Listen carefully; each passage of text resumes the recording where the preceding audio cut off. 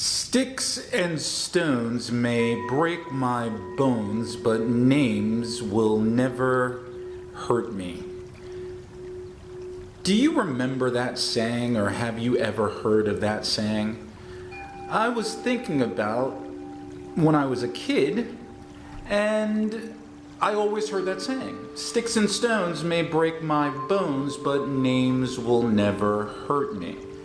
And if I'm honest with myself, there are or have been certain names during the course of my life that have actually hurt me, bothered me, caused me to be insecure, have self-doubt, not feel part of a community, or made me question who I am. I remember when I was a kid, what were some words that I was called? Well, I could remember from the time of maybe like 8 until probably like junior high school. I was called the N-word. Yes, I was called nigger. And what other word was I called? I was called scooter pie. I was called Oreo. And for those that are not familiar with that particular terminology, Oreo or scooter pie denoted or denotes a person who is black on the outside but white on the inside. And people used to call me Oreo or scooter pie based on, the way I acted, or particularly the way that I sounded. They didn't think that I sounded like a black person, whatever that means. So I was called Oreo or scooter pie or the N-word. And as I got older, I could remember when I was in college, and then when I got out of college, this word really got me. I was called, you're so cocky.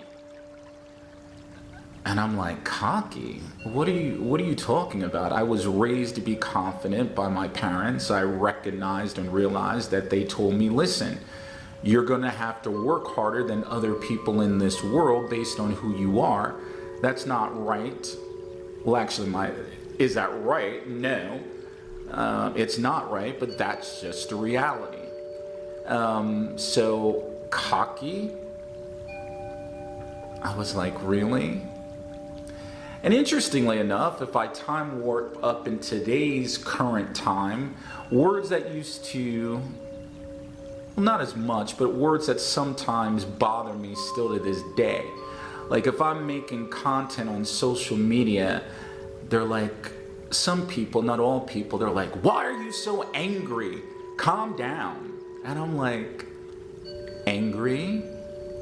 Calm down? When I make content, I'm not angry, I'm passionate. And perhaps people have a certain perception, or they think as though that, hey, you're supposed to act this way. Or because maybe they're not used to the way that you speak or your personality, they're telling me, calm down, you're angry. And kind of telling me angry, the ABM. The ABM. You know how many times in my life I've heard that? So those particular words, they bothered me. And if I'm honest with myself, they hurt me. Why? Because it caused me to doubt myself, think that there was something the matter with me, that what am I doing wrong? Why am I not being accepted? Am I using wrong language? At the end of the day, I am just trying to be me. But sticks and stones may break my bones, but names will never hurt me. And if I'm honest with myself, those words did. But how did I overcome that hurt? How did I realize and recognize that, hey, wait a minute. Maybe by being hurt, it gave me the opportunity to become stronger. Maybe I had to realize that I went from a place of hurt to a place of confidence and belief in myself. Why? Because at the end of the day, if someone is not part of my biological family, chosen family, paying my bills, I should pay them no mind. See, I lack the emotional maturity or the intellectual maturity to recognize and realize I lacked experience to recognize that, hey, you know what? Those people that are using those words that I found to be hurtful, two things happened. Number one, it made me stronger. And number two, those particular words, expressions, or phrases had nothing to do with me. It was those people's bias, ignorance, that or possibly even insecure in themselves that they put on me. Now, you might ask, or let me ask you the question, in your particular English journey, wherever you're at, whatever you look like, whatever language level you're at, do words, particular words, hurt you as it relates to your English journey? Are there phrases, words, expressions that bother you? And only you know that. But when I was talking to some people, or even thinking about my experience making content and talking to learners throughout the world, perhaps there are words that might not hurt you, but have certainly hurt other individuals studying English. Accent. Does accent, or hearing that, oh, you have a different accent, has that word ever hurt you? Has it ever caused you to doubt yourself, not feel part of a community or group, made you feel less than, and as a result, it has impeded you in terms of learning and achieving your goals? Perhaps it's made you focus on things that are not necessarily as important. Maybe you focused on your accent, which can be defined as the distinctive way in which you speak, and you've tried to change your accent or fix your accent because it hurts. It doesn't make you feel good. You might not feel a sense of community, and that word might have in the past or currently hurt you. And I'm not talking about people that want to have a certain accent as aspirational, but certainly if I was called Oreo or Scooter Pie, maybe accent has hurt you. What's another word that might have caused or has caused injury or harm as it relates to your English journey? Sounding like a native? Well, what happens if you were not born in a native English-speaking country? Has sounding like a native hurt you? Has it impeded you in terms of you achieving your English goals? Only you know that. But sticks and stones may break my bones, but names will never hurt me. What I want you to think about in this video is the following. When it comes to your English journey, wherever you are and whatever level that you're at, and also whatever age you're at, because you are never too old to learn English. What I want you to understand is this.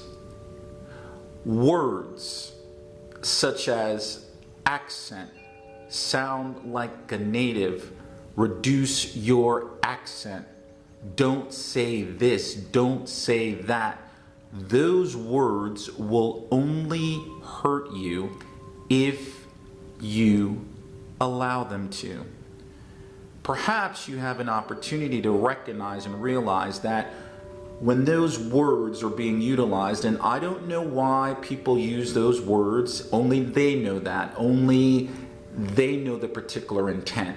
There might be some content providers that use those words because they might have experienced it themselves. They want to prevent you from getting hurt, possibly because they might have experienced the same thing. There are a lot of content providers that I know or that I've seen on different social media that happen to be non-native English teachers that will say, sound like a native, fix your accent. And certainly they have that right to do that.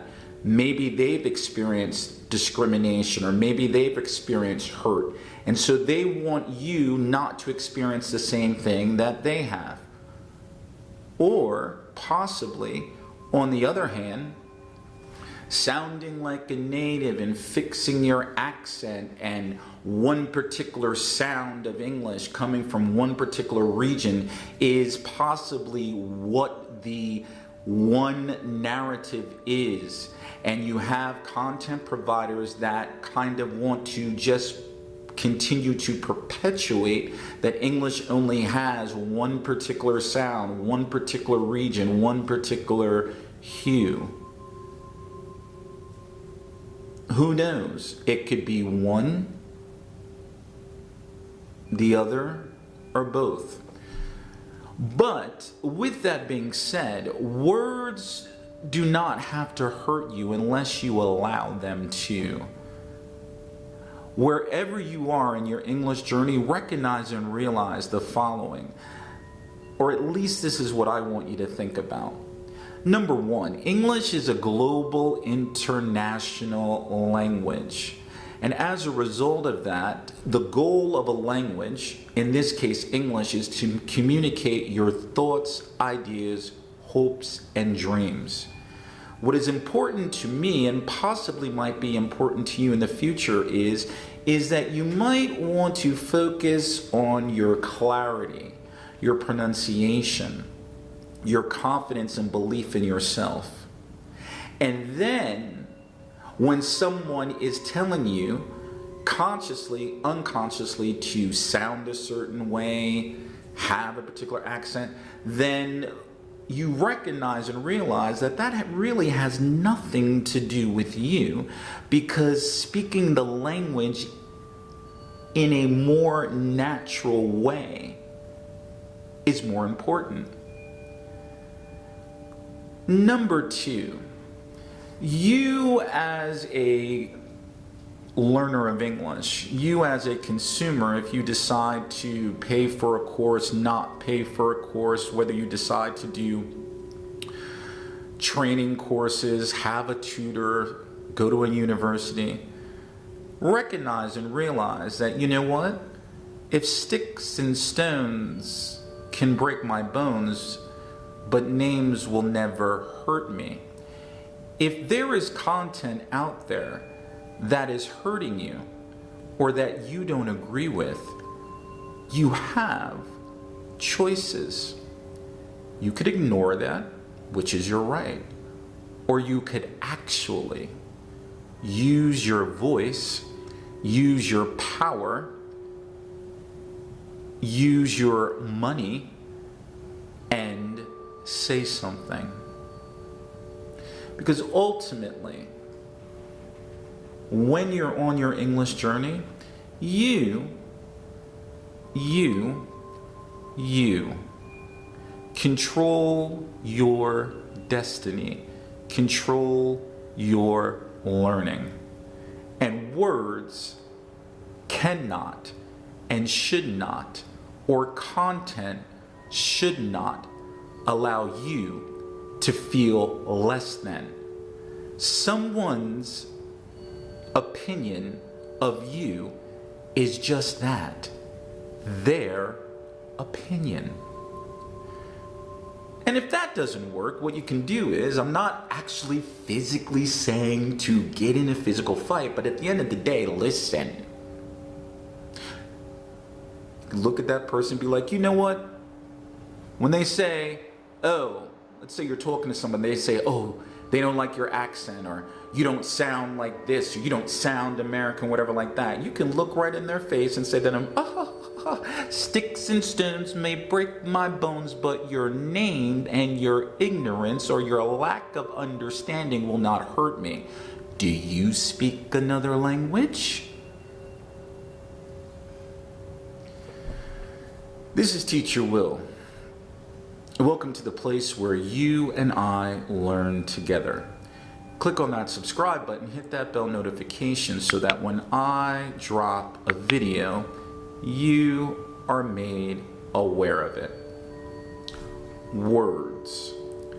Though words are powerful, and though words might hurt, have hurt in the past, or currently hurt now, you do have an opportunity when you get to the point in your English journey where you don't care about what anyone thinks about you and says about you or thinks that you should sound a particular way.